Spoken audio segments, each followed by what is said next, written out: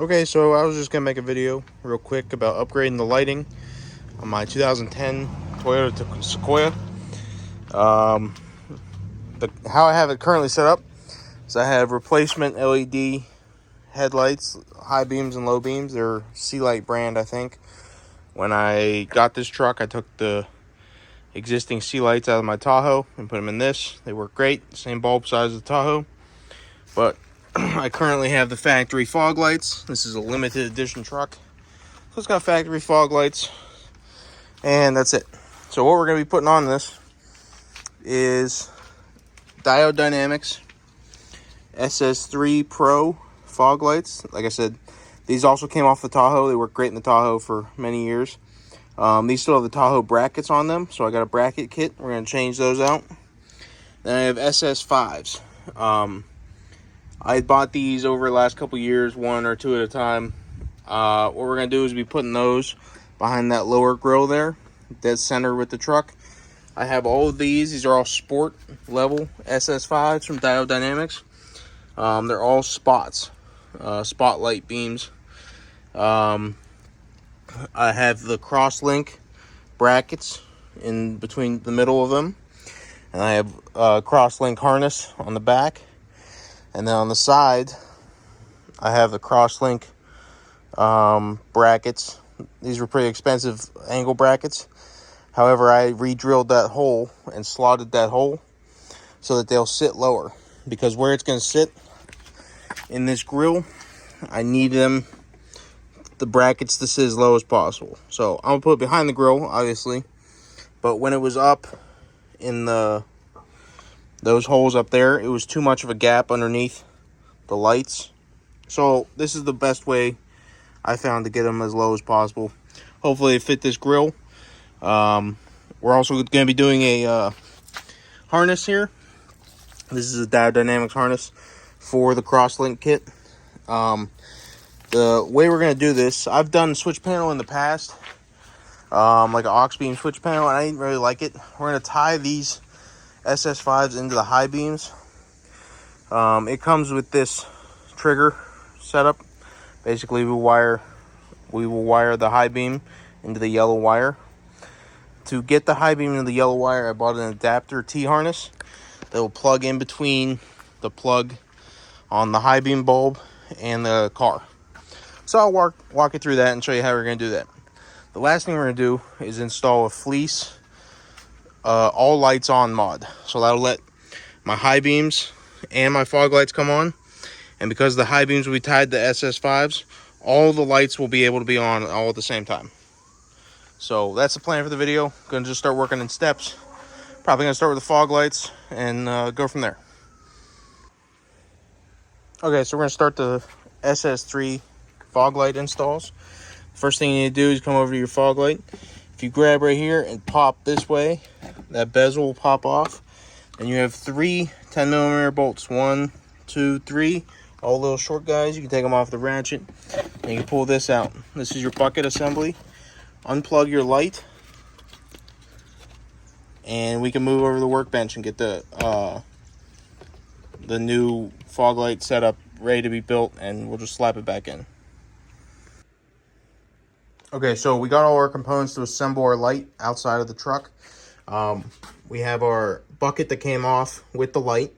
The light just pops out of there by pressing these two release tabs underneath the tabs on the bucket, and it'll pop out. What you need to do after that is you need to unscrew this white adjuster from this back pocket right there, and you'll have to transfer this white adjuster nut to your new Diode Dynamics bracket. Once you do that, you need to transfer this black piece that was on the end of this ball nut or ball bolt to the new Diode Dynamics provided ball bolt that's much longer. Once you do that, we can screw that back into the adjuster nut. We can then reassemble by putting the light without its bezel, the light into the housing, and the housing into the bucket. And then once it's in the bucket, we should be able to put the bolts in, put it back in the truck, plug it in, and it'll be good to go.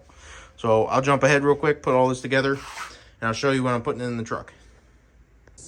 Okay, so we got our full assembly done. Got those bolts in there nice and tight and snug. on both sides. Make sure you put the nuts in the back of the lights. Got our adjuster set up so it clicked in. You could still put a screwdriver through this end here and adjust it, because I was able to adjust it while it was all together. So now all we'll have to do is click this back in, right? Make sure our bolts line up. We'll put our 3 10mm bolts back in, and we'll plug it in and give it a shot and see if it comes on. So I'll do that real quick. Make sure they come on. We'll put our bezel back on, and then should be good to go. I'll do the other side real quick. Okay, so we got both of them in. Still gotta put the bezel and the bolts on that one, but they're plugged in, both of them. Just come test it real quick.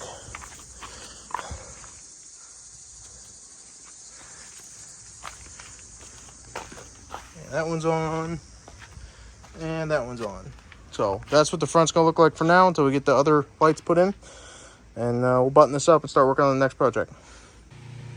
All right, so I got these lights sitting as low as they can go to where they're touching the metal faceplate. I remember I showed you we drilled a hole in the bracket, a slotted hole, to try and use the lowest mount possible, instead of the standard Diode Dynamics bracket mount. You see how high those bolts were. That would have made it completely blocked off, but this might be about as low as I can get. I don't think it looks bad.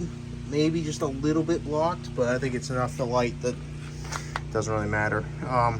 Was able to snake it through as one piece. Did have to remove this 12mm horn bolt to snake it through, but yeah, dropped in there no problem. Gonna play with the position a little bit and then run some wires and test it and see if I like the angle. Make sure it's centered up, but I think it looks pretty good. So we'll start wiring it in and bolting it down. Okay, so I was able to get those mounted. See, I made sure it was centered. The center light's center of the hood. And I was able to put a self tapper with a washer on it. I have room to do another one as soon as I test it and I'm happy with the position. We'll clean up those shavings, but I think it looks great. And so the side bolts are still loose, and you can see I still have adjustment, so I'll be able to adjust exactly where I want them, tighten those down. Now all we have to do is run the wiring harness. This is a relay harness, so it's going to carry the load through its own wiring. All we're going to do is tap into essentially the switch, remove the switch, and tap that trigger into the high beam circuit of the car. So when the high beams come on, it triggers the relay, which carries all the load. Shouldn't affect anything as far as like wiring capacity or anything, because it's a standalone deal. So I'll start running this. I'll show you how I do it when I get the harness, and we'll keep moving forward. Then we can test these, and hopefully tonight we'll be testing everything. Okay, so we get the wiring all taken care of. One zip tie there, and then 2 bundles of wires here, zip tied to the battery hold down. I know it's kind of ghetto looking. I don't really care how it looks. It's easy to take off if needed. And then here's our trigger wires that came with the diode harness, and this is our high beam bulb. You can see right there the C-Light high beam bulb.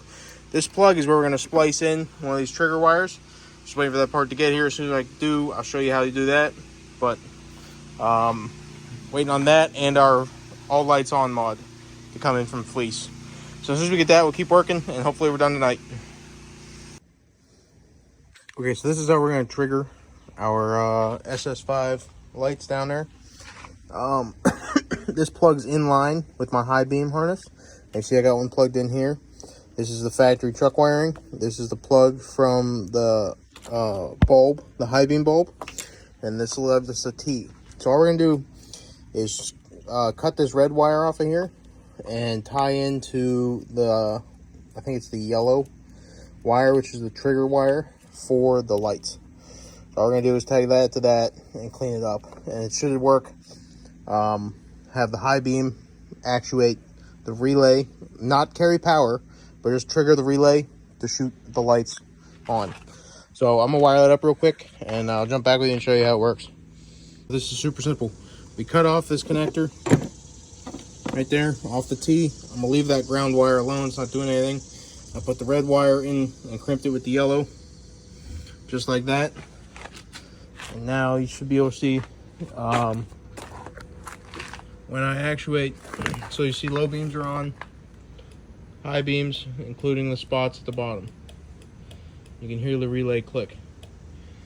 So if I click my high beams on permanently, you come and look, those 3 spotlights in the middle are on.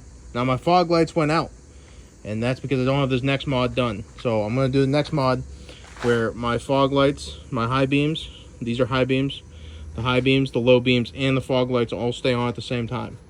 But I'm going to wrap this one up. This one's done, installed. Going to heat shrink this, and super clean install. You know, easily removable, easily undoable, and cost 1 wiring harness and 1 little connector. So super simple. Didn't cut anything factory, didn't cut anything expensive, and very happy with it. So we're gonna do some aligning tonight, but I'm gonna do the next mod, which is the all lights on mod. Okay, so this is the next mod, and like you saw, the high beams come on. When they come on, they shut off the fog lights. So we're gonna make that fix using this fleece all lights on module. This one's for a Tundra. All lights on at the same time. So all you have to do is unplug the relays, the high beam relay and the fog light relay, and plug these in between, and you should be done. So I'll do that real quick and I'll show you the result. Okay, so we're about to install the relay, the fleece all lights on. All you do is you pull this relay right here. You put this tab on the bottom, make sure the words are facing down, and you click that one in, just like that, clicked in. And you come over or pulled that relay right there. Same thing, words facing down, and we gotta route it a little bit. Do a little cable tucking, and that should click in. If I can get the cable out of the way. Oh, come on.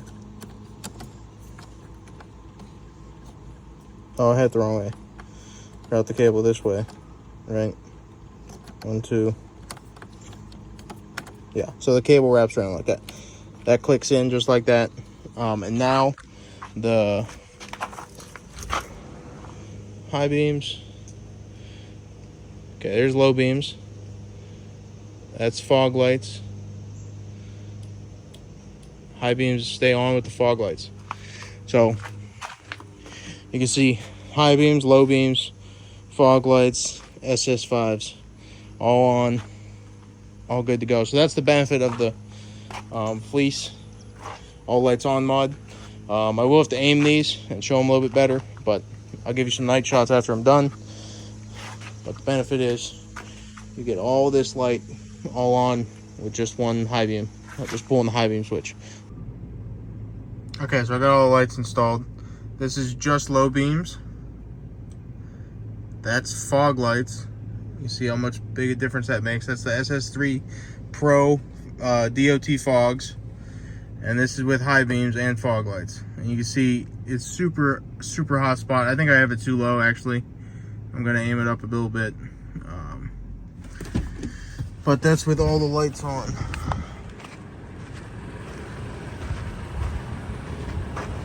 High beams, low beams, and fog lights. Yeah, I think that one's too low. So I'm gonna bump that one up real quick and we'll test it again.